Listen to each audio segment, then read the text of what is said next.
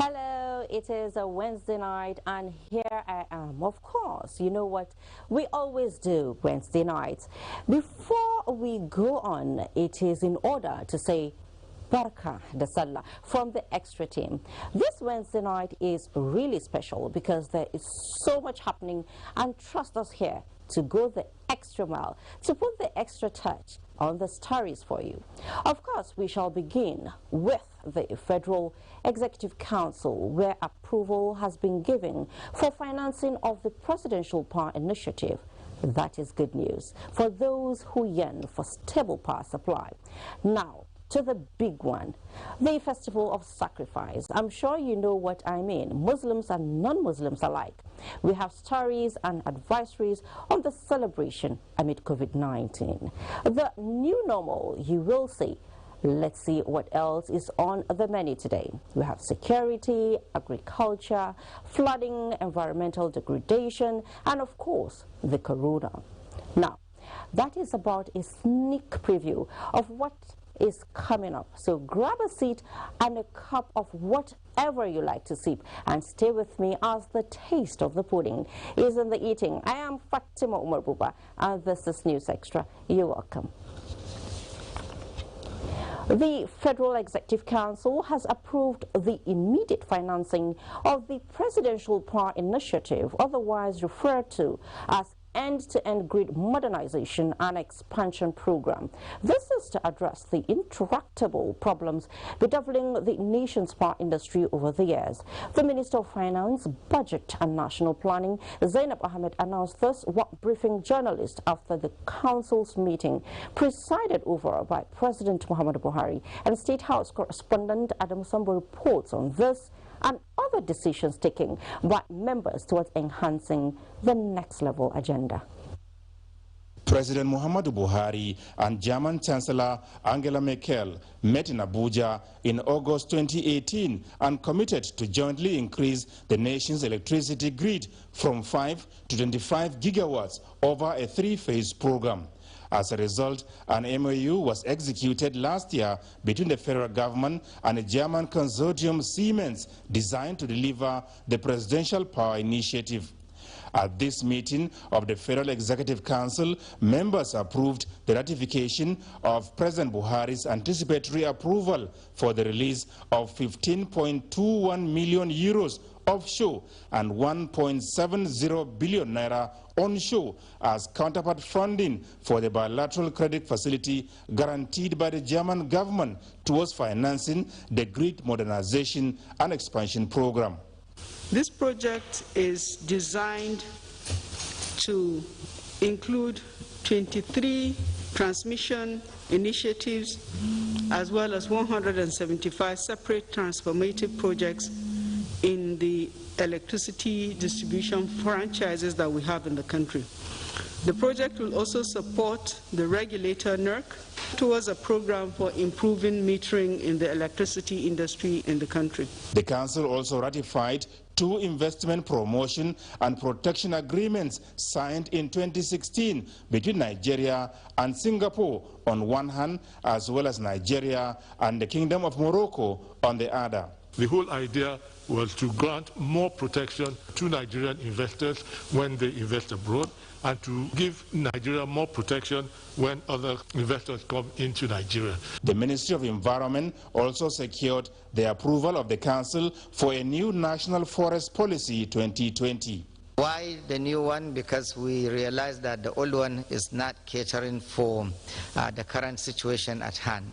This is a policy that we feel will go a long way in safeguarding the economy and the planet at the same time. For now, the minister said export of forest products has been suspended and charcoal exploitation completely banned to put a stop to environmental degradation as the nation intensifies tree planting campaign.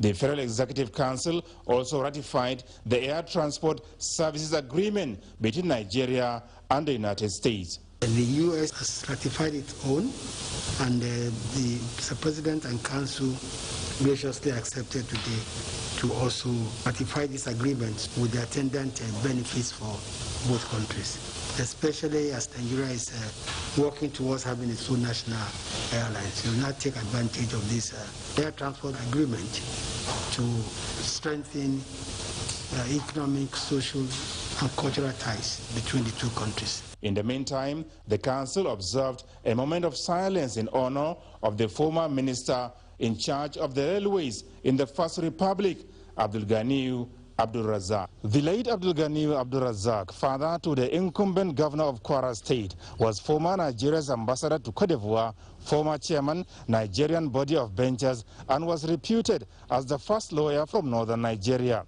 The elder statesman, SDF boss Mustafa says, will be remembered for his selfless and meritorious service to the nation and humanity. From the State House, Adamu Sambu, NTA News. President Muhammadu Buhari will observe the Eid Kabir prayers with his family at home, just as he did during the Eid al-Fitr a little over 2 months ago. In line with advisories from the Nigerian Supreme Council for Islamic Affairs, NSCIA, and the Presidential Task Force, PTF, on COVID-19. A statement by the Senior Special Assistant to the President on Media and Publicity, Garba Shehu, stated that in wishing all Muslims a safe and happy Eid, the President reiterated the protocols as issued by the PTF that large gatherings as much as possible should be discouraged. Where small groups choose to hold the Eid together, face masks are absolutely necessary, as is social distancing. Advisedly, such prayers should hold outdoors, and worshippers are encouraged to bring their own prayer mats in order to stop the spread of the disease. The President will not be receiving Salah homages by religious, community, party and government leaders, and urges all citizens to observe the occasion as advised by state and local authorities. In the meantime, the tradition during the annual Eid Kabir celebration is for Muslims to converge on one central Eid ground in every community to offer the 2 units prayer. However, due to the COVID-19, Sultan of Sokoto, Muhammad Saad Abubakar, brought together district heads to stress the need for Muslims to abide by the safety measures and observe the Eid prayer at Jumat Mosque to curb the spread of the pandemic during the festivity. Abdurrahman Usman Jibrila tells us more.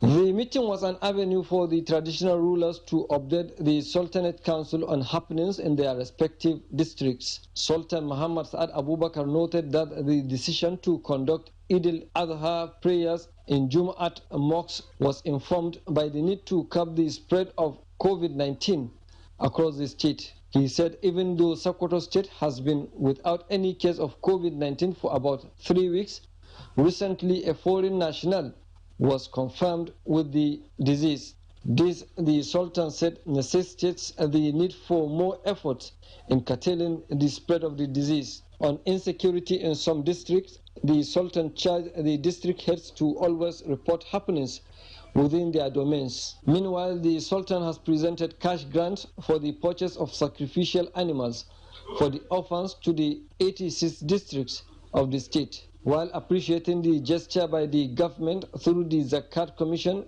Sultan Muhammad Saad emphasized on judicious distribution of the meat to the orphans. Chairman Zakat and Endowment Commission, Muhammad Lawal Maiduki, informed the Sultan that the Commission has come up with various programs aimed at helping the needy, aged, orphans and widows. The annual distribution of the sacrificial animal is to put smiles on the faces of the orphans.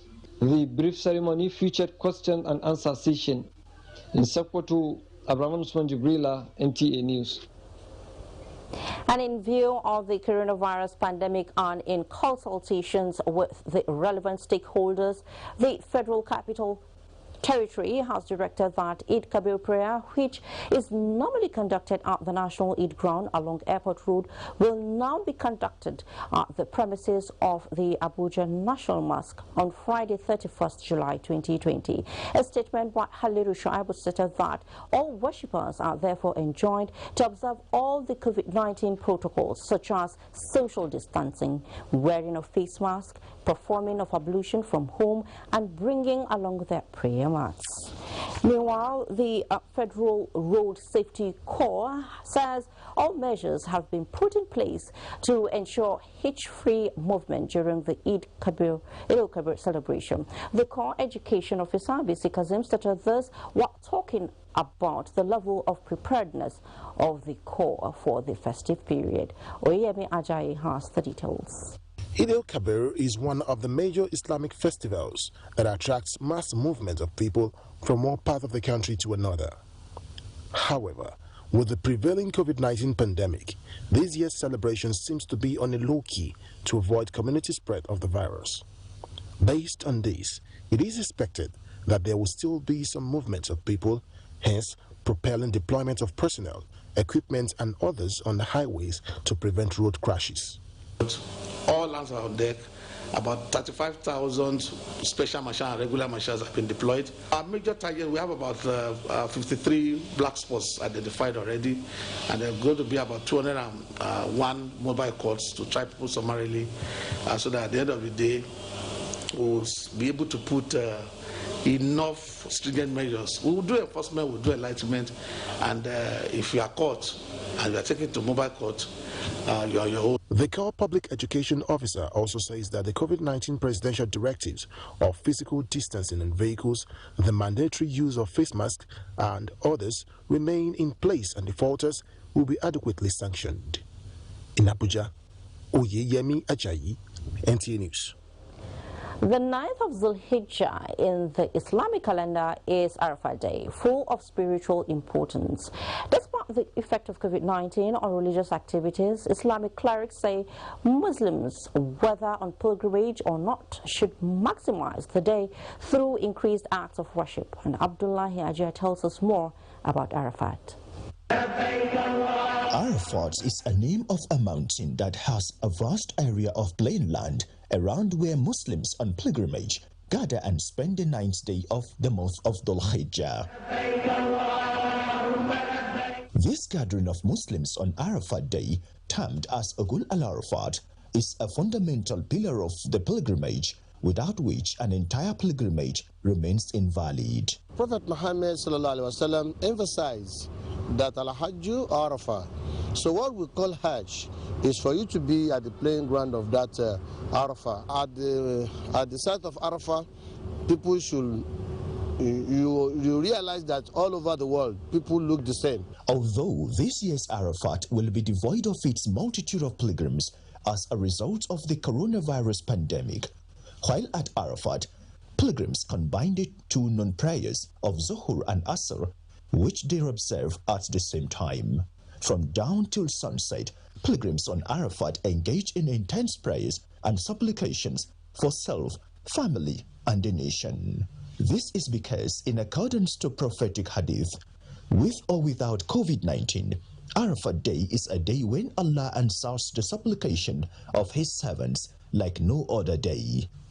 The devil is reduced to nothing, dislodged and frustrated. That is why, in solidarity, non-pilgrims all over the world fast voluntarily that day. A Muslim has something to do, even if he's not in Mecca or in Arafah ground. You are expected to fast.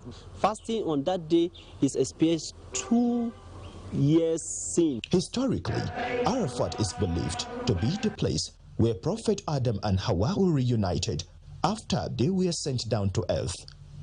It was also on Arafat Day that Prophet Muhammad, peace be upon him, delivered his famous valedictory sermon during his farewell pilgrimage. An added spiritual benefit of the day is it being a day that Allah redeems His servant from hellfire. Abdullahi Ajia, NTA News. And away from Eid al-Kabir stories now, the federal government is taking precautions against any form of disruption in the Niger Delta region as moves are being made to bring stakeholders to a roundtable towards addressing issues raised recently by the local communities and seen as threat to peace, if not urgently checked.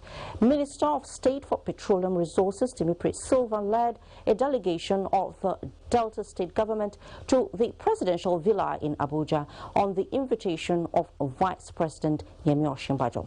The minister and Deputy Governor Kingsley Otuaru spoke to State House correspondent Gideon Ifade after the meeting held behind closed doors. Community issues, and when they come up, we have to deal with them early before they fester and become bigger problems. And that's why the Vice President invited the Deputy Governor of Delta State to look at the issues so that we can discuss and resolve them quickly before they become bigger issues. We are meant to discuss. There are issues, and we have agreed, and that immediately after the Salah, then we'll have a platform to sorting out all of those issues. Yeah. Oh, we apologize for the blurry visuals and some part of that report. Now, I remember how excited children living in villages along railways always got, most especially me, whenever a train jerked.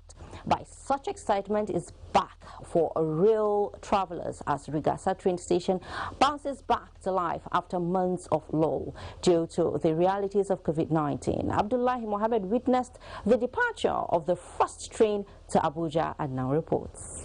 About 4 months ago was the last time a train moved from Rigasa station here in Kaduna to Abuja, and upon resumption of operations today we have seen the first train moving out of this rail station to Abuja. And what we have observed that operations has changed inside the train. Where 3 people are supposed to sit down, we have seen that only 2 were on seat. That means social distancing has been fully adhered to, and other places that 2 passengers were supposed to sit, we saw only 1 passenger sitting down. And upon arrival here, we observed that officials were there to ensure that people wash their hands, they use sanitizers, and ticketing was very smooth. I'm happy that they've started again. As I was told, it's only 20 people in the first class. And I bought mine, but the money is doubled, which I felt it. At about 40 minutes after 6 this morning, we saw the first train upon resumption of operations here in Rigasa Station, Kaduna, moving out with passengers towards Abuja. And you can see the vicinity of the station empty, the tracks also empty. My name is Abdullahi Mohammed, reporting from the Rigasa train station in Kaduna. And that is how it was from the Kaduna end. How was it at the Abuja end? Oluseyi Adiabo says there was strict compliance to the PTF directives on COVID-19 protocols. So let's... Things must take their course, and in this instance, observance to the safety and health protocols of COVID-19 is priority as security operatives and staff of the Nigerian Railway Corporation enforce compliance. From the temperature check to application of hand sanitizer, disinfecting luggage, passengers with their face masks on, as well as sanitizers, must make use of the markings on the floor while maintaining physical distancing. The exercise went on seamlessly from arrival to the point of ticketing down to boarding. For Azara Bala Askia and a cross-section of the passengers, it is exciting to board the train again. When I saw the announcement of the train, I was really jumping like a small baby. I was so happy what the government has done. Going forward, I expect that they'll maintain this because people's lives and safety is at risk. It can't be the way it was before. So I'm very happy with it, and I expect the government will maintain the standard. The excitement is simple. This is what Nigerians have been waiting for, and it is the joy of everyone to see the train move again. The Minister of Transportation, Rotimi Amechi, was also at the station to check the level of compliance with the COVID-19 guidelines, instructing security operatives to be more responsive. Passengers did not know what to make of the number of trips, which were just 4 on the day 1 schedule, especially after promises that more trips will be available on resumption of train services This did not go down well with the minister. When the DMU comes, no. We promise everybody that we'll be running hourly basis. We cannot, because we're waiting for ceremony and waiting for DMU to arrive. Not even if you don't run an hour early, run 1 hour 30 minutes or every 2 hours. You do, sir? Yeah, so why are you not doing it? That's what we said. Okay, sir. We are going to start it. I'm here tomorrow. Don't say, okay, sir, I'm coming here tomorrow. Already, there are indications of good business prospects as activities return to the Abuja-Kaduna rail line, especially with the Eid Kabir celebration. There is, however, optimism of continuous adherence to the COVID-19 protocols. Olusheye Adiagbo, NTA News.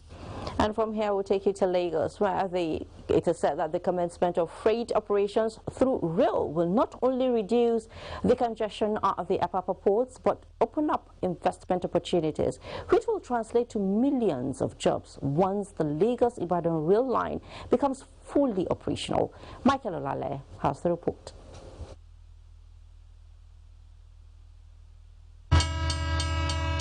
The rail is about to squeal again. Assand with high optimism and prospects of economic reactivation since the coronavirus pandemic halted services. From the Lagos-Ibadan rail corridor, more attention is being paid to linking the Apapa seaports with the dry port, a prospect investors are eagerly anticipating based on their ability to not only escape from the notorious gridlock, but improve bulk movement of containers. We have few trucks that will be carrying cargoes on our road if the rail lines are in perfect shape. Then, when the trucks are reduced, we have less accidents on our roads. One major advantage we are going to derive from it is that we have less stress on our road pavements. This is one of the dreams the reactivation of freight operations through rail is bringing to reality, and in no time, thousands of jobs will be created by this noble initiative. The pressure we have for people to come and move by rail is more than the rolling stock we have. So we have encouraged people to say, if you come in and we come into an MOU, nothing stops anybody from bringing rolling stock. The construction work along the corridor is put at 90%, with collected jobs remaining on the 10 train stations along the axis. And when fully operational, there are projections that more than 10,000 direct and indirect jobs will be created aside increase in volume of trade and investments. Let me start with the rolling stock plant. We're expecting over 5,000 jobs, direct and indirect, to be created just as a result of that plant. Again, the track itself is 312 kilometers, double. We're going to have people to maintain the tracks. That's those engineering men or the civil men, like we call them. By the time the standard gauge kicks off in operation between Lagos and Ibadan, you see opportunities. People with different ideas will come up and there will be a lot of jobs. Some young men will be able to think of what they can do along these business lines, but they wouldn't have the funds. But if the government can provide funds for them, then they can be able to employ a lot of people. While the Lagos-Ibadan rail project is crucial to economic growth in Nigeria and West Africa by extension, it will also reduce the pressure on other infrastructure, especially the roads. In Lagos, Michael Olale, NTA News. And from Lagos, we're back to Abuja. The federal government says it would spare no resource to improve information technology infrastructure in the country towards achieving e-governance and a robust digital economy during and after the coronavirus pandemic. Secretary to the Government of the Federation, Bas Mustafa, who doubles as chairman of the board of Galaxy Backbone Limited, stated this at the agency's 34th board meeting in Abuja. Mitari Ipeng reports. As part of safety measures amidst the coronavirus pandemic, the Federal Executive Council, the nation's highest decision-making body, has since resorted to video conferencing for its meetings. This entails that only members who are presenting memoranda or are statutorily required to be physically present with Mr. President attend in council chambers, while all others participate online from remote locations. The real-time online meetings require cutting-edge technology infrastructure and information security management for confidentiality. And this is where the Galaxy Backbone Limited comes in as the information technology provider of the federal government. Secretary to the Government of the Federation, Boss Mustafa, affirms that the agency has indeed been the backbone of government operations. Today we are confronted with a situation that if we did not have Galaxy Backbone, probably the functionality of government would have been seriously disrupted. So it is very, very important that we hold this meeting, and we also chart a new course. It means that even with the new norm or the new normal, government business will continue to run unabated and with little or no hindrances. Already preparations are ongoing to leverage on video conferencing for the next National Council of State meeting involving past Nigerian leaders. In Abuja, Mitaire Ikben, NTA News. It is the beast of burden and should not be turned into a delicacy. Find out what the federal government has done to prevent one of man's oldest and reliable companions in the animal kingdom from going extinct. Plus, rice as food, yes. How then does it come in as building material or fertilizer? Well, I leave you to ponder as we take this break. Please stay with us.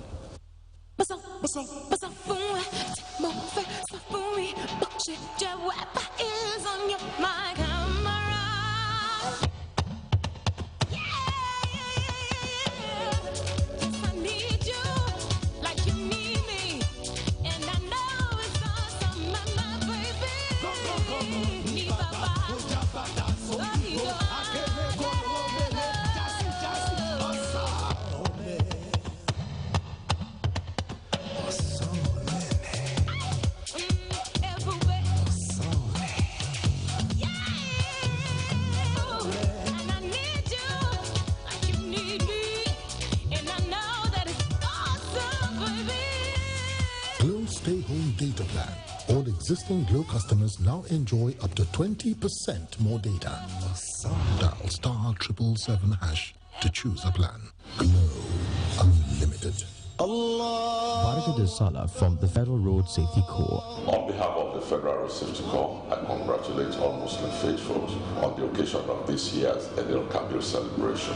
The presidency has eased the lockdown and we anticipate increased travels this coming holidays. I wish to respectfully remind you to be safety conscious as you travel to celebrate. Ensure your vehicles are in good conditions before setting out and please do not overspeed.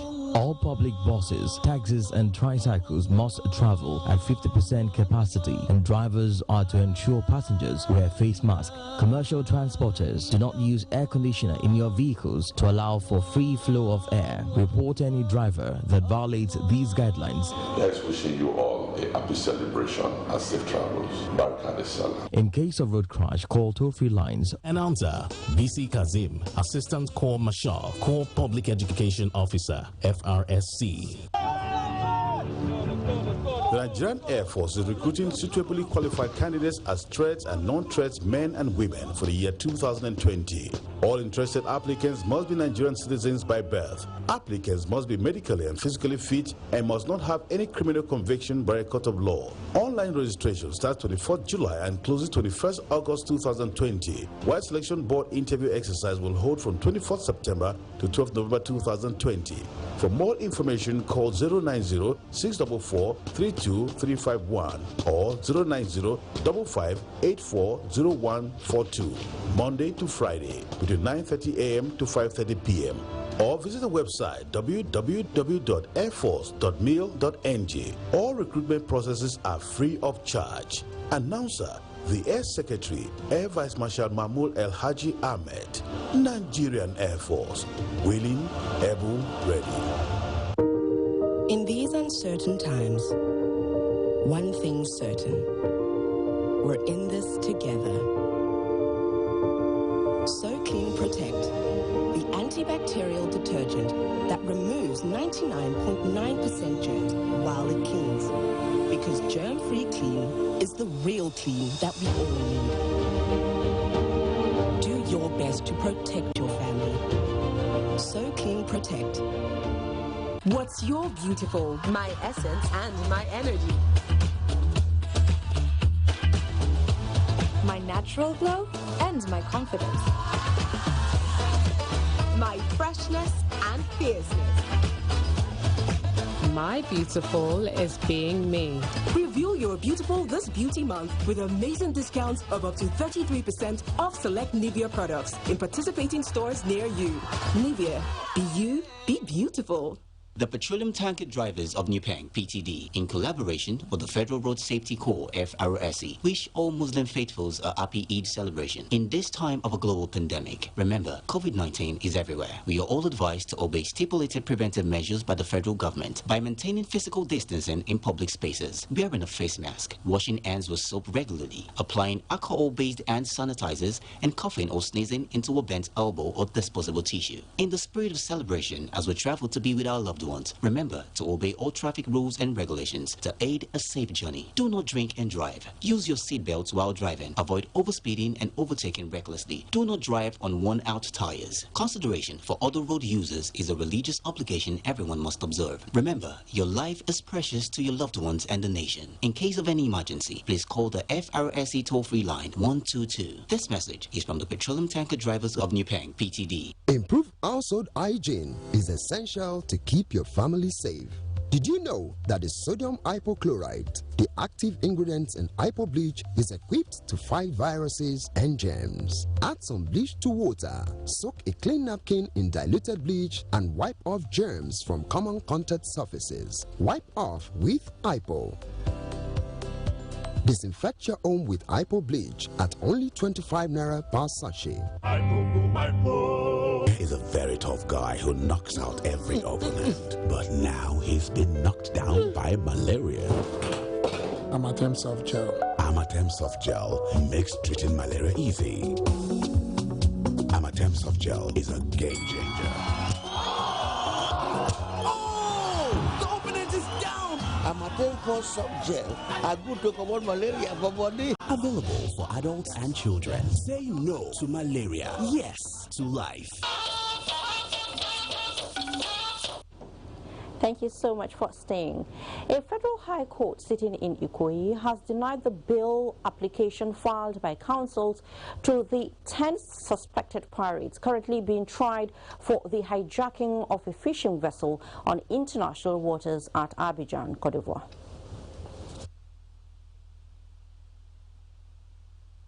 The written submissions of both counsels on whether to grant bail or not, Justice Ayokunle Faji, in his ruling, said the offense committed by the 10 defendants is a grievous one on the basis that sea piracy is a threat to national security.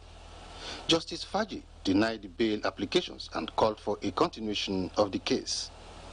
Prosecuting counsel Labaran Magaji called his witness Danladi Aliu, a police superintendent. Aliu told the court that the 10 defendants wrote their statements willingly. Prosecuting counsel then sought to tender their statements as exhibit. Counsels to the defendants vehemently objected to the tendering of their statements, pointing out that the statements were written under duress and as such could not be tendered. Prosecuting counsel then called for trial within a trial to ascertain the authenticity of their statements. This the judge obliged. Refusal of bail actually will serve as deterrent to any intending pirates, and is a success story that needs to be told to the world. So they wrote statement, but some of the things that are contained in that statement, they were forced to say it. Justice Ayokunle Faji then adjourned the case to the 5th, 6th, and 7th of August 2020 for further hearing. In Lagos, Tunde Saiki, NTA News. 35 suspects will be spending their holidays and beyond in police custody for their alleged involvement in armed robbery, kidnapping, car snatching, cattle rustling and other forms of crime. And Francis Form reports that the suspects were arrested by men of the IGP response team. The Nigeria police says criminals are smart and resilient, and so they must outmaneuver the criminal mind to achieve any success. The crime dragnet seems to be yielding the desired result, as it has now led to the arrest of this suspected car syndicate, who confessed stealing over 30 cars using anti-car tracking devices provided to them by one Alhaji Garba, a Nigerian. If those gangs have snatched such of a car, they used to handle it to me, and I'm using German devices to switch off the car services. Our operatives from IRT have successfully recovered 18 out of these vehicles. This four-man gang of kidnapped suspects operating in the southeastern part of the country, led by Udodiri Bright Chimezie and Adetokumbo Adenoku, operating along Ikorodu and Shagamu axis, as well as Musa Umar gang operating within Katsina and Kaduna states, confirmed their involvement in the kidnap and killings of some of their victims. The one I killed, I went to block her with the motor. We tell her to come down from a motor. You know, we can't drag the door open. When police, particularly operatives from the IRT, began a manhunt for ability, he temporarily relocated to Togo, only for him to resurface in the early part of this year and continue the same operation. They held me with the rope, the wire on my throat. I now struggle and fight, struggle and struggle and struggle with them. The three of us were involved in the, all of us were involved in the kidnap with the hope of raising funds and getting something before the layer. Car tracking devices, 4 AK-47 rifles, 361 rounds of live ammunition, and 5 other assault weapons were also recovered from the gangs. In Abuja, Francis Form, NTA News.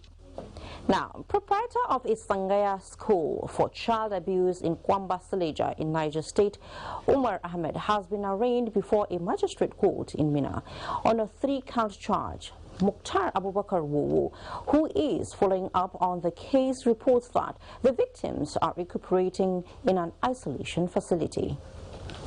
The facility where the 15 Almajiris are receiving medical attention after they were rescued in a dehumanizing condition from a Sangaya school in Suleja. Let me take you in to see how they are faring in the facility. The children, most of whom were rescued in a state of malnourishment and with bruises on their bodies, narrate their ordeal while in the custody of their master and choosing to be reunited with their families.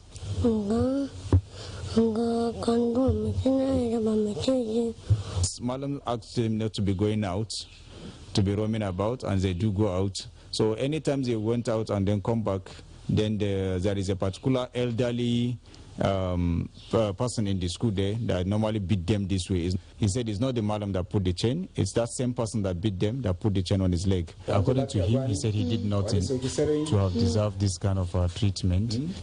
He don't want to go back to that same school again. We had to wait to ensure that all of them are out of the danger list medically before they are being reunited with their parents. Back in Suleja, while at the residence of the Sangaya proprietor suspect, all efforts to access what the Sangaya labor master used in torturing the children did not yield positive results. He, however, expresses regrets for punishing them in that manner.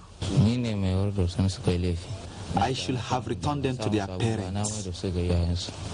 The question on the lips of many are, why would parents subject their children to such a condition, and why would members of the community choose to remain quiet over such practice? If we are aware that you do treat them badly, honestly, I will not take my children there. If it is I notice that this thing is such a thing is happening in this school, I could advise him not to do like that. In the meantime, the suspect and proprietor of the Sangaya school, Umar Ahmed, has been arraigned before the Chief Magistrate Court 1 Minna for alleged wrongful confinement, ill treatment, and cruelty to children, contrary to sections 257 of the Penal Code Law. 26 subsection 1 of the Child's Right Law of Niger State 2010 and 238 of the Penal Code Law respectively. Although the suspect, Umar Ahmed, pleaded not guilty, Chief Magistrate Abdurrahman Garafini ordered that he be remanded in Amina Correctional Center, while his counsel was directed to come by way of a motion as he orally applied for the bail of his client. The case has been adjourned to the 10th of August for further mention. There's this animal that is gentle, humble and easy to control, that contributes in no small measure to the socio-economic activities of rural dwellers. If you say the donkey, you are right.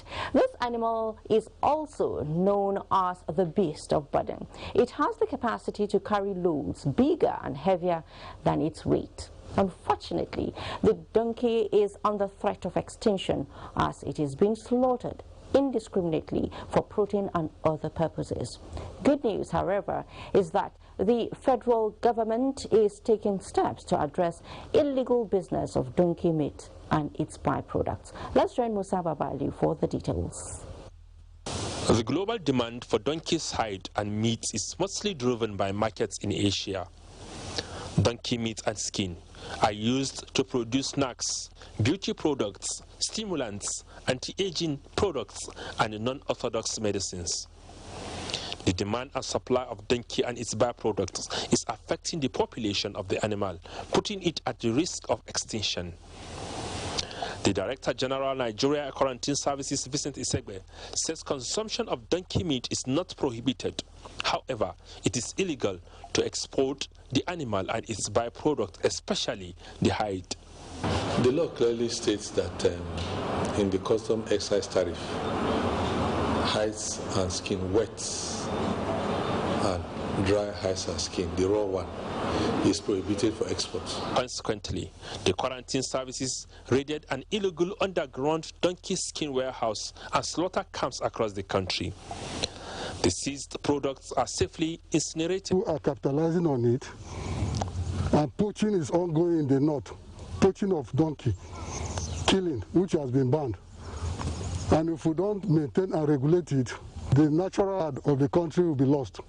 The Nigerian Quarantine Services recently unveiled the principles of blueprints to structure the donkey value chain. For you to be engaged in donkey business, you must have a plan, a strategy for restocking. That is very, very essential. If you don't have a plan for restocking, then you will not be considered for any business in the donkey. Donkeys offer crucial services for families that can't afford motorized transport. They provide transport to market, particularly in remote areas with poor infrastructure. In Abuja, Musa Baba Aliyu, NTA News. Poor quality packaging and stones were the major factors responsible for Nigerians preferring foreign rice to the sweeter, more nutritious and fresher locally produced rice. But happily, that has gradually become a tale of the past, as the country is now housing a number of integrated rice milling factories that are producing high-quality rice to international standard. For instance, cottage rice millers in Kano State. Yohannes Hassanborough has that report. Uncle Borrowers program is one of the initiatives of the Buhari-led administration to ensure food sufficiency through increase in local rice production as well as diversifying the country's economy. From its inception to date, more than 100,000 farmers in Kano have benefited from the scheme. The 5-year-old program has no doubt impacted positively on Nigeria's economy through reduction of money spent on the importation of the commodity and increase in the demand of homegrown rice, which has also led to the proliferation of rice milling factories that provided job opportunities for the teeming populace. To contribute their quota in the federal government's mantra, the rice farmers in Kano have commenced selling of paddy to millers. I can recall that Nigeria was spending over ₦1 billion daily to support rice bills importation. But today we are not spending even ₦1. This is a very great achievement to the country. Our farmers They return their paddy for recovery purposes. As a result of that, that's why we invited the millers to come and purchase this paddy. To ensure all actors within the rice value chain benefit from the federal government Rice and Co-Borrowers program, the Rice Farmers Association in Kano has commenced selling of recovered paddy during the dry season to small-scale millers at a subsidized rate to increase local production. So far, the association has recovered 630 metric tons of paddy from its members across the state. One is assisting our production by farming a large quantity. With this initiative, it is hoped that the prices of rice, which is one of the staple foods in Nigeria, will witness drastic reduction. In Kano, Yohana Sasambaro, NTA News. Still talking rice. Rice production is one of the ventures in agriculture with a lot of potentials in its value chain. A critical part of the value chain in rice is the husk, an economically viable byproduct that most Nigerian farmers have not explored. And Sandra Duwese Akeme in this report takes a look at these potentials inherent in the rice husk. Rice husk, also known as rice chaff, are hard protective coverings of rice grains which comes off during processing, leaving the edible grain white or patched brown. As a major byproduct of the rice milling and biomass of agro-based industry, the husks are loosened due to heat pressure. It has a cellulose-based fiber with approximately 20% silica in amorphous form. The husk, which in the past had no value to the farmer, is now a source of income for its producers. We will use the same husk as source of heat for the boiler to generate steam, generate heat for both the steaming process and the drying process. You know that the dead organic matter contributes to the addition of nutrients to the soil. So if any farmer has access to the rice bran kind of, it's advisable you use it as an organic manure.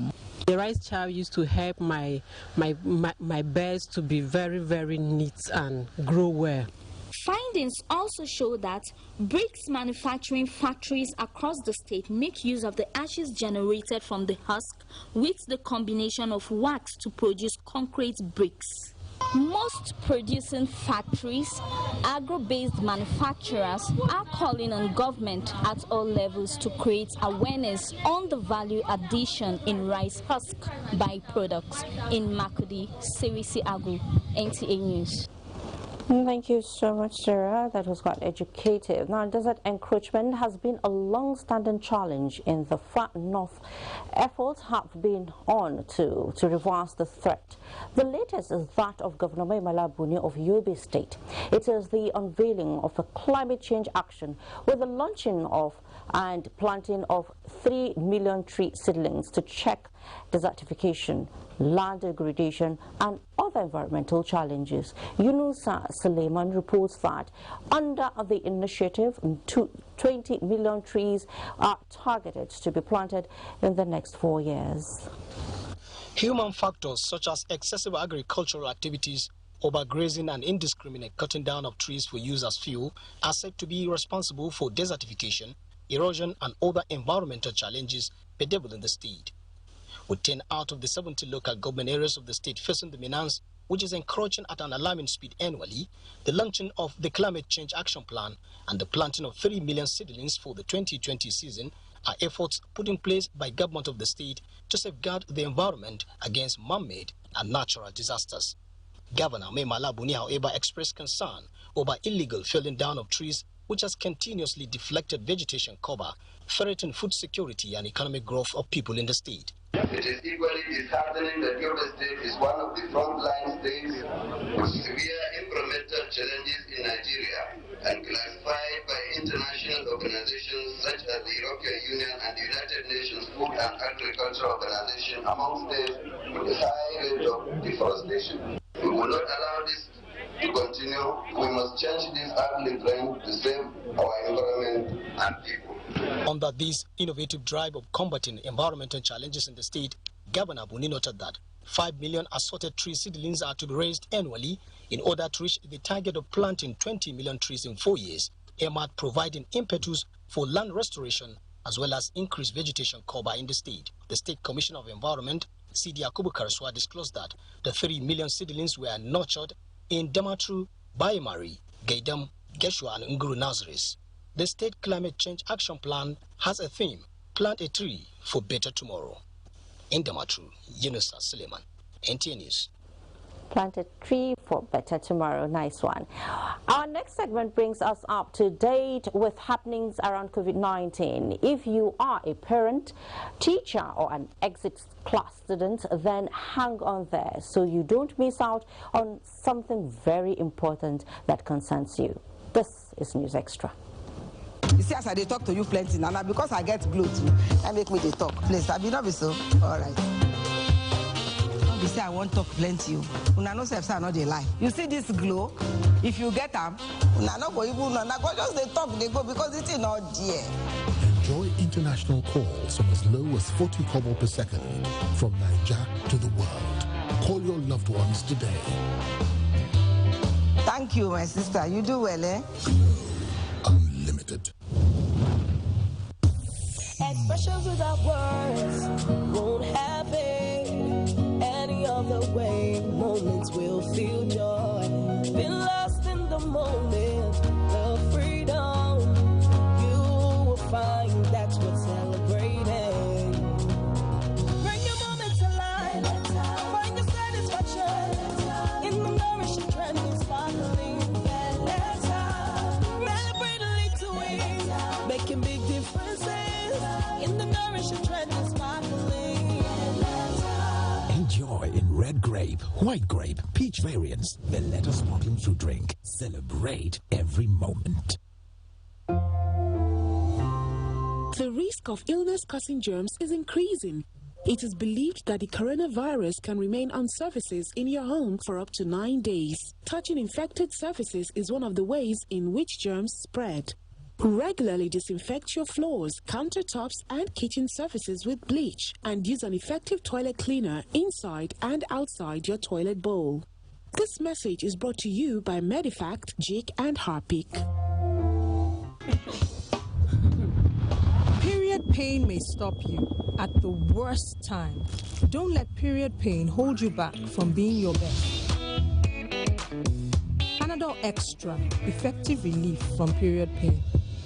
Close-up deep action with antibacterial formula and deep cleaning gel keeps your teeth clean and protected.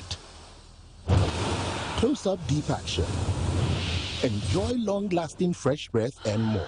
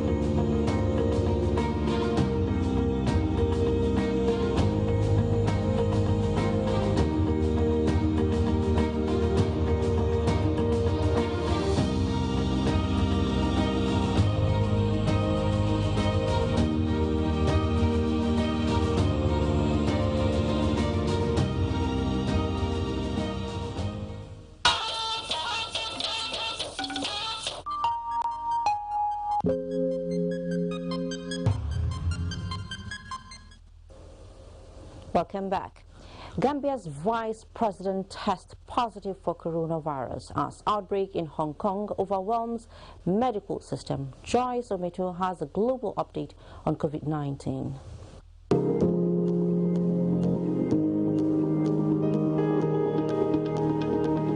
The World Health Organization has warned that increasing infections among young people may be behind the latest spikes in coronavirus cases across Europe. European Regional Director for WHO, Dr. Hans Klug, said the agency have received reports from several health authorities of a higher proportion of COVID-19 infection among young people. And reports from Hong Kong says the country's chief executive, Carrie Lam, has sounded alarm over the city's health system. She said with the new wave of mostly locally transmitted infections, Hong Kong is on the verge of a large-scale community outbreak, which may lead to a collapse of the country's hospital system. In the meantime, Vietnam is on a high alert and bracing for a rise in coronavirus cases after reports of new infections in the capital, Hanoi. The country's prime minister warned on Wednesday that every province and every city is at risk, adding that the new wave appeared to be different to that seen in Vietnam earlier this year. Turning attention to Africa, Gambia's presidency said Vice President Issatu Toure has tested positive for COVID-19, leading President Adama Barrow to enter self-isolation. Continent-wide, Africa has registered 880,102 cases, 18,593 fatalities, and 529,376 patients recovered. In Nigeria, 41,804 cases have been confirmed, 868 deaths recorded, while 18,764 persons discharged. On the global picture, figures published by the Coronavirus Resource Center in Johns Hopkins University show that global cases have now crossed 17 million. Fatality figures stand at 665,663, while more than 10 million patients have recovered. And that's a global update on COVID-19. Thanks for watching. I am Joyce Ometu.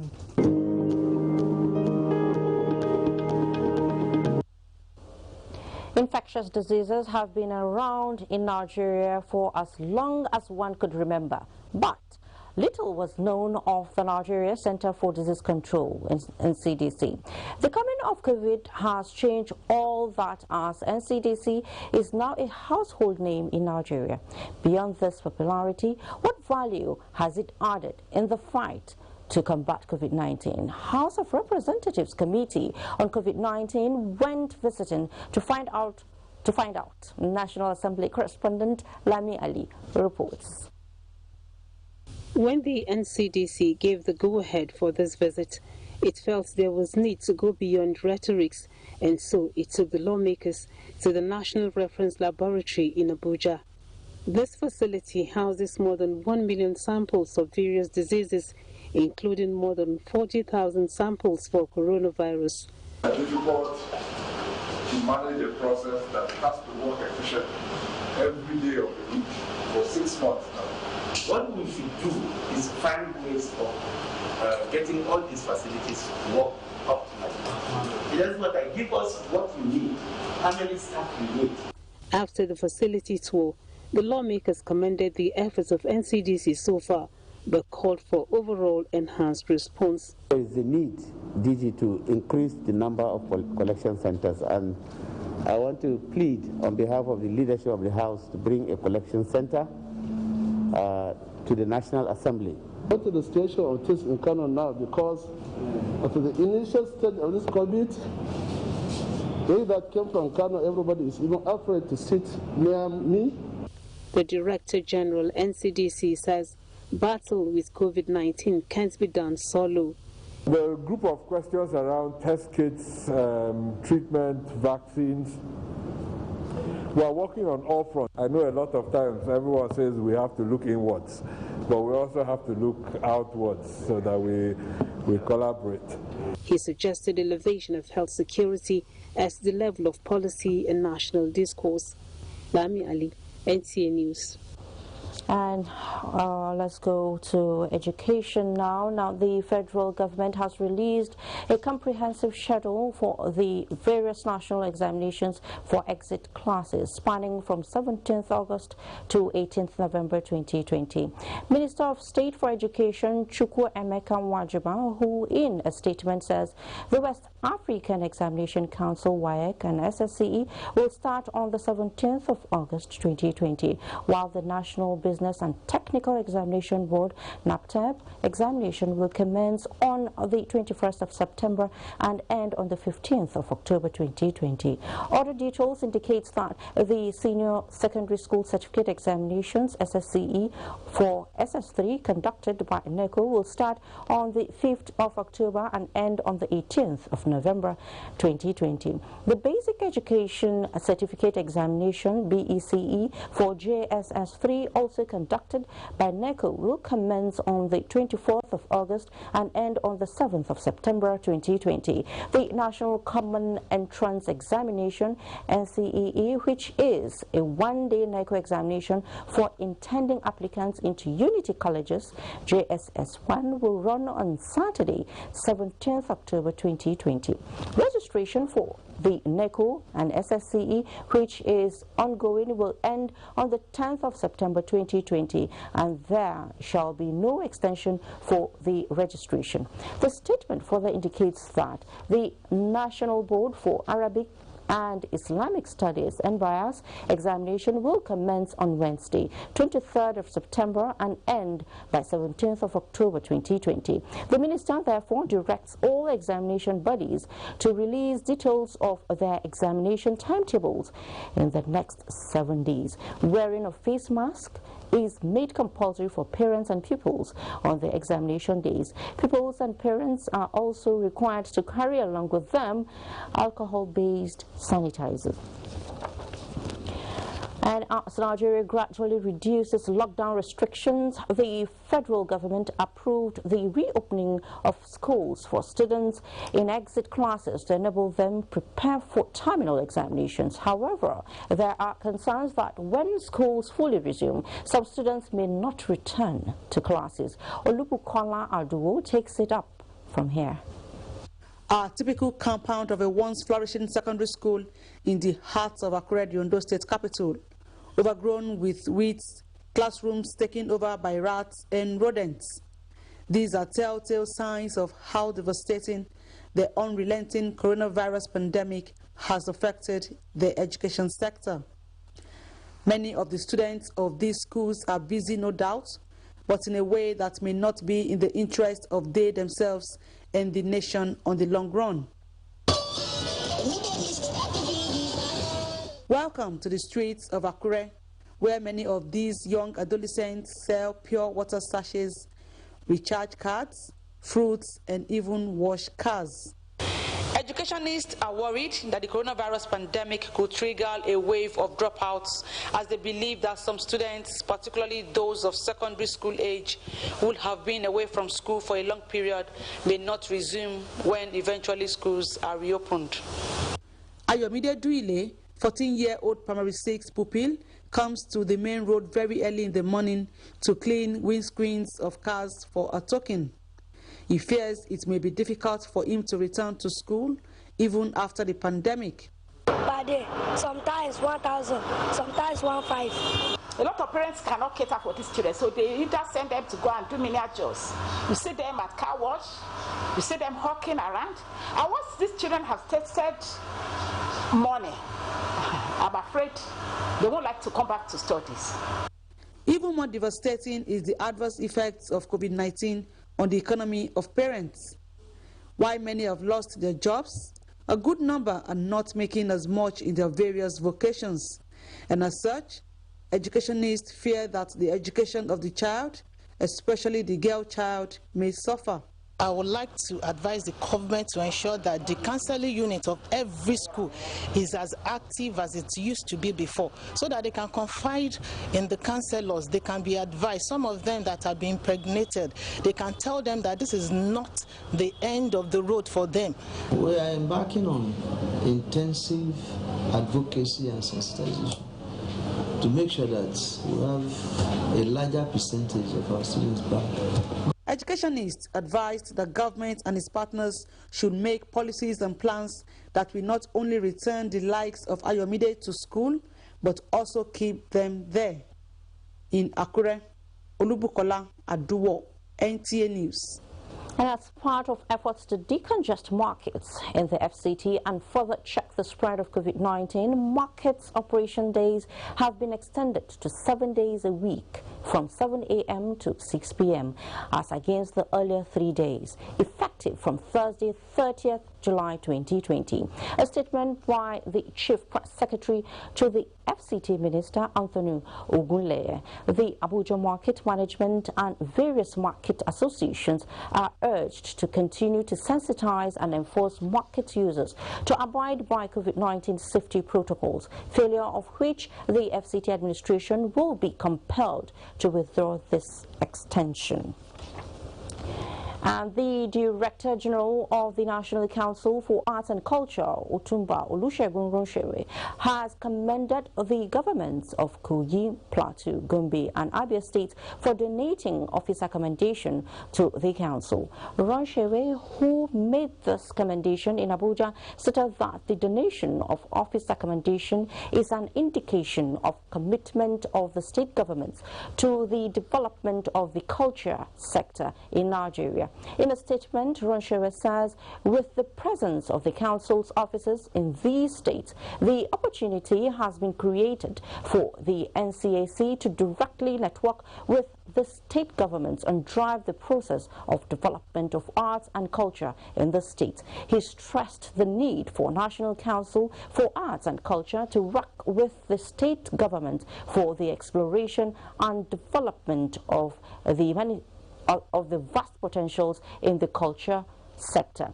The NCAC DG also noted that there is no state of the country without a unique arts and cultural manifestations, and that if the various states of the Federation can work with the Council, identity and development and to develop those cultural resources for which they have advantage, then the sector would not only develop rapidly, it will become a major pillar of the nation's economy. Now, the Nigerian Army has inaugurated a dedicated water treatment plant for Maxwell Kobe Cantonment and its host communities in Rukuba Plateau State. And the first correspondent, Ismail Musa, has details of the capacity of the project and expected impact.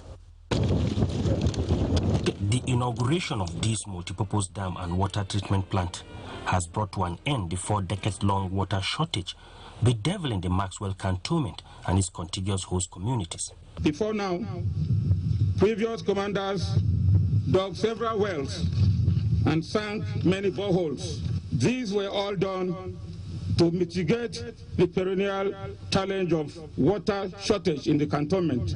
Their efforts, however, yielded varying degrees of success. The treatment plant has the capacity to treat 1 million liters of water daily, while the supporting multipurpose dam, with about 9 feet depth, 540,000 cubic liters of water, has 3 sources of water supply. As part of our efforts at enhancing civil-military relations, this dam has a multipurpose role, which is not only to supply potable water to the barrack residents, but we also would like to extend it to our host community of Dusenkura and headquarters of Basa local government, which is Debu Basa. To enhance the barracks initiative empowerment program, the dam can be used for all year-round farming, fishing, and serving as enabling ground for watermanship and amphibious combat training of troops. The design, construction and reticulation of this multipurpose dam and the water treatment plant were handled by a team of engineers from the Nigerian Army Engineering Corps. From the Maxwell Cantonment in Jos Plateau State, Ismail Musa, NTA News. Now, from floods, to gully erosion, environmental disasters man have to deal with. We'll be right back after this break. So smooth. So you wanna party with a legend in the making. Spend it as we get it better. that's what I take in. But how I do my thing smooth, that's on everything. Smooth, smooth, smooth, smooth, smooth, smooth. But how I do my thing, working like I'm buzzing, bet I'm bugging for the honey. But how I do my thing smooth, that's on everything. Smooth, smooth, smooth, smooth.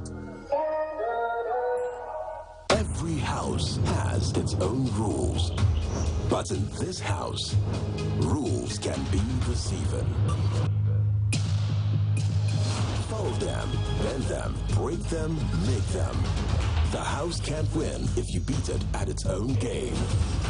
Play your cards right. Be heard. Be seen. Change perception. Expose the players. Reveal the drama, the passion, the charm, the deceit. All eyes are on you, but keep your eye on the prize. Run the risks, take the house. Only one king or queen will ace the game on Big Brother Naija. Season 5 starts 19th of July, 7 p.m. on DSTV Channel 198 and GoTV Channel 29. Headline sponsor, Betway. Gold sponsor, Guinness. Rated 18. What's better than finding your own fun spot and chilling with some friends?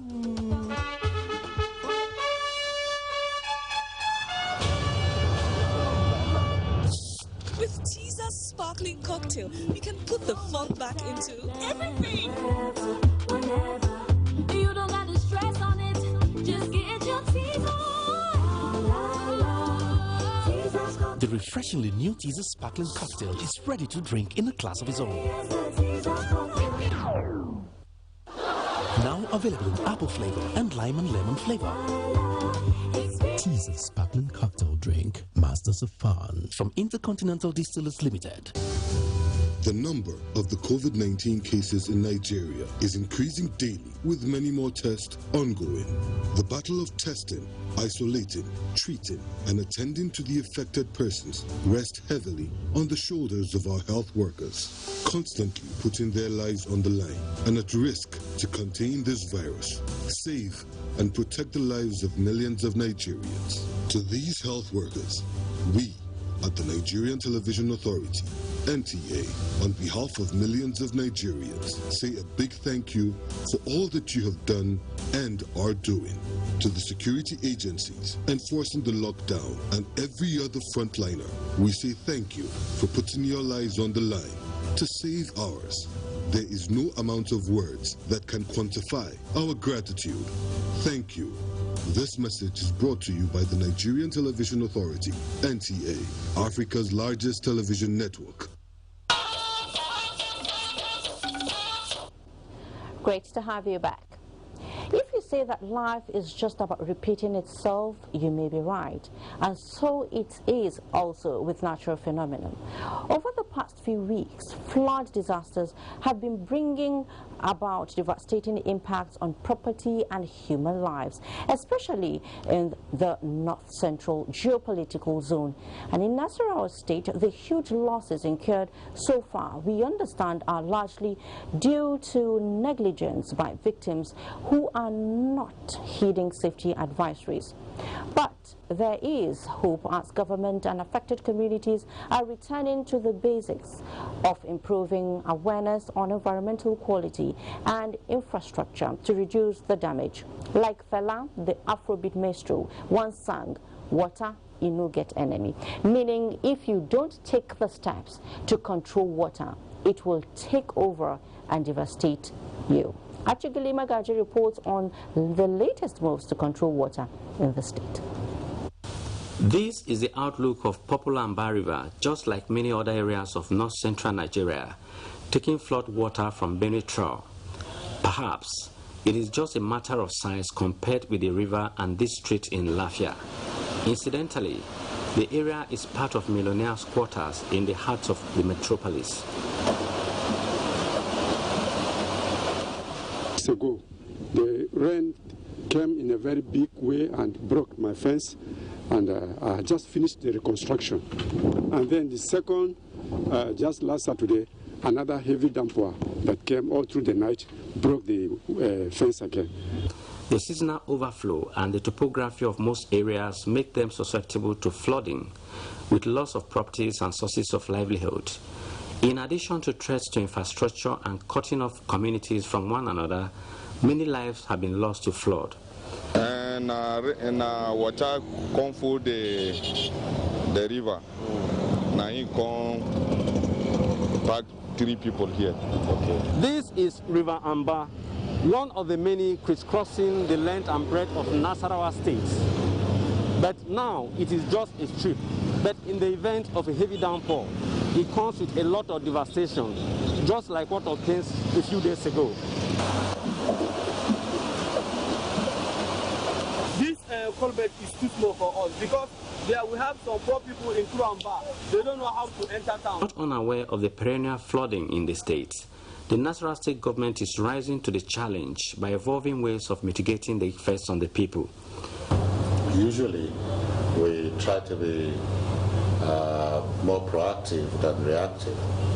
And what we're doing now is to sensitize our people, particularly those of them within the flood-prone zones, to educate them and identify areas within the places where should we have a flood, we can say we can relocate them.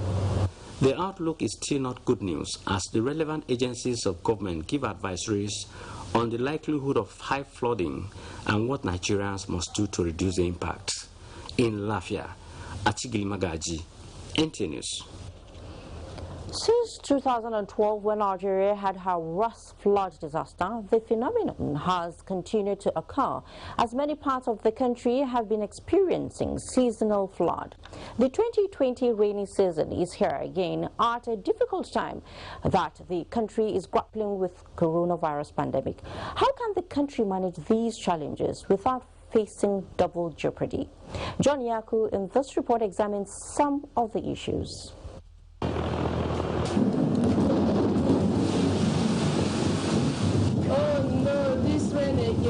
Flood in Nigeria has become an annual phenomenon. This is globally attributed to climate change. Environmentalists have also cited human factors such as building on waterways, blocking of drainage channels, and the release of dam water, which affects people downstream, as reasons for floods. Statistics from NEMA showed that 363 people were killed in 30 states, with 2.1 million people displaced in the 2012 floods. Most of these IDPs were, however, accommodated in camps across the country for easy management. However, the biggest challenge in the event of flood in the country this year will be how to manage the IDPs as a result of COVID-19 pandemic without breaching the social distancing protocol. They may be sheltered in IDP camps where people will be in close contact with already overstretched health infrastructure. This will lead to a complex humanitarian situation. It will be terrible that we could send it to suffer 2 pandemics. Like the NEMA director mentioned, pandemic within pandemic. It will be difficult to maintain social distancing when people are displaced from their natural habitats. Already, NEMA has warned that 102 local governments in 28 states of the Federation are at risk of flooding this year. To prevent this, experts are of the opinion that early sensitization of the people in flood zones to relocate to safer areas will go a long way in reducing the impact on the citizens and avoid the spread of coronavirus in the camps. We have also written letters to inform all the state governors, including the local government areas, informing the state emergency management agencies, frontline local government areas, and other response agencies to prepare for the flood. Carrying out enlightenment campaign targeting vulnerable communities to undertake mitigation actions and prepare for evacuation to safer grounds. Those of us are started with such activities of enforcement. If it means forcefully, relocating them, removing them from there, they should do it. Experience in the past have shown that many Nigerians who live in flood-prone areas find it difficult to relocate before the actual flood. The culture is to play the wait-and-see game. The unfortunate thing, however, is that nobody knows when the flood water will come. The people, they say, must also learn to deseed drainages on time to allow free flow of rainwater so as to prevent movements to IDP camps and be exposed to higher risk of COVID-19. In Abuja, John Yaku, NTA News. Now, water shortage has a great impact on human health, socio-economic development, and the environment. Apart from dehydration, relieving hunger in any society must begin with access to reliable source of water. Why? The reason is that water shortage has direct impact on crops and livestock, which can lead to food shortage and eventually starvation. Why is it difficult to successfully harness water resources to ensure its sustainable and equitable access to safe, adequate, improved and affordable water supply to residents? Ayinla Balogun brings us details of the Ogun State experience. Take a look. Water is of immense use to mankind. It is found everywhere around us, on the earth's surface and on the ground. Nevertheless, with so much water found everywhere around us, there is little available for domestic and industrial uses, especially during dry season. Why is it so? Challenges involved in the provision of water in Ogun State are enormous. The checklist include inadequate supply of electricity, inadequate funding, lack of technical manpower, unwillingness and or refusal to pay water bills by individuals and corporate organizations, to mention but a few. When the state started, we were a little over 2 million. That was in 1976, maybe a little over 1 million or 2. Now the state is over 7 million, and the rate of population growth is not commensurate with the level of investment that we have on ground. Aside government, key players in providing potable water for the masses are Ogun River Basin Authority, NAFDAC, health officials, aerated water companies, and such water producers. These key players or stakeholders interplay to ensure safe, wholesome water for domestic and industrial uses in the state. As we speak, there's a national action plan by the Federal Ministry of Water Resources on WASH. WASH is water sanitation and hygiene program of the Federal Ministry of Water Resources. We are keen into that in ensuring that not only that we bring water to the urban center, we also ensure that we bring water to the semi-urban and also the rural. We produce bottled water and sachet water, which is very, very popular because everybody believes that our own products will be of the utmost quality, you know. It's about how well the regulatory agencies are up and doing in ensuring that all such abuses are, arrested, because it's bad enough that you are using well water, then to now take that and go and sell to people is, it's unimaginable. With more support, collaborative efforts, and easy access to fund or assistance from financial institutions as loans and aids to maximize the potentials of water in Nigeria, Ogun State can be a destination for local and foreign investors. In Abeokuta, Ayinla Balogun, NTA News. So far, so good. Let's now take our final break, after which we take a look at the sporting world. So smooth. So you wanna party with a legend in the making. Spend it as we get it, better spread is what we baking. Say it out, I mean it, girl, the word is what I'm taking. But how I do my things. Now to sports with Buddy Adile. Having been suspended for about 5 months due to the coronavirus pandemic, the 2019-2020 NBA season returns on July 30. But the remainder of the season will not be like any previous year, as the world of sports continues to adjust to the new normal. The top 22 of the 30-team league will play 8 games to conclude the regular season, with the other 8 done for the year. The top 7 teams in each conference will progress automatically, with the 8th team decided through a potential playing tournament. All matches are to be decided at 3 venues on the Wide World of Sports complex at Walt Disney World Resort in Florida, with the seeding games ending on August the 14th. The playoffs will begin on August 17, while Game 7 of the NBA Finals will take place, if necessary, no later than October 13. In line with the new normal, players are being intimated with the health and safety protocols, while the fans will be shut out of the match venues.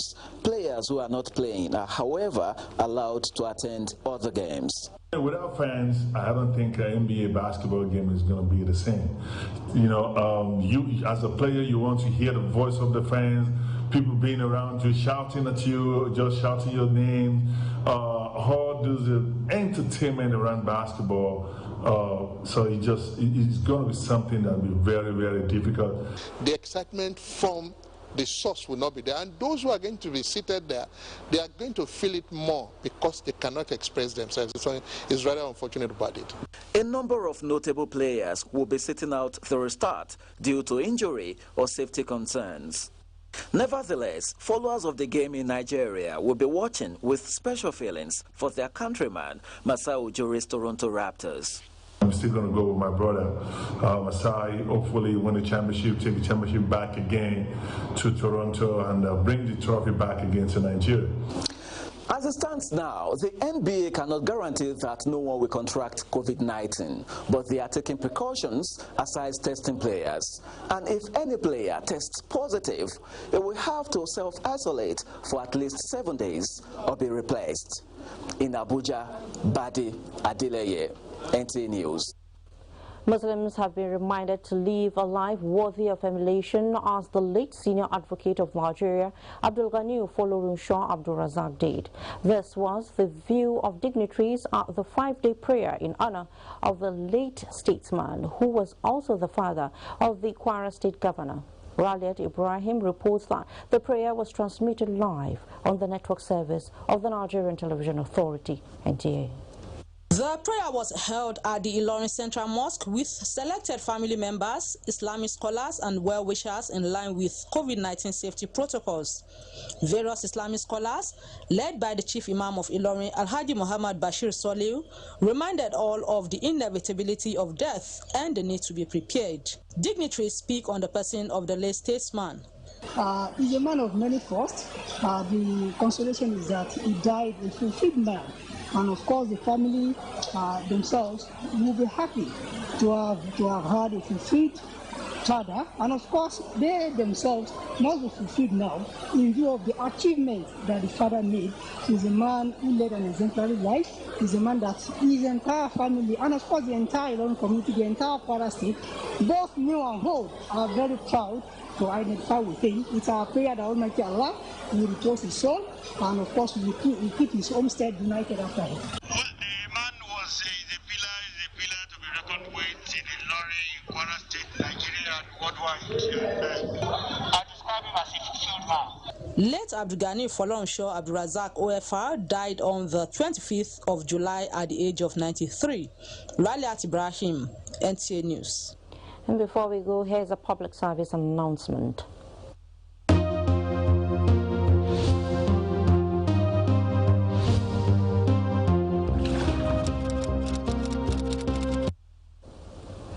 And with that, we end News Extra for tonight. Thank you so much for watching. I am Fatima Umar Buba. Do stay safe and enjoy the rest of your night.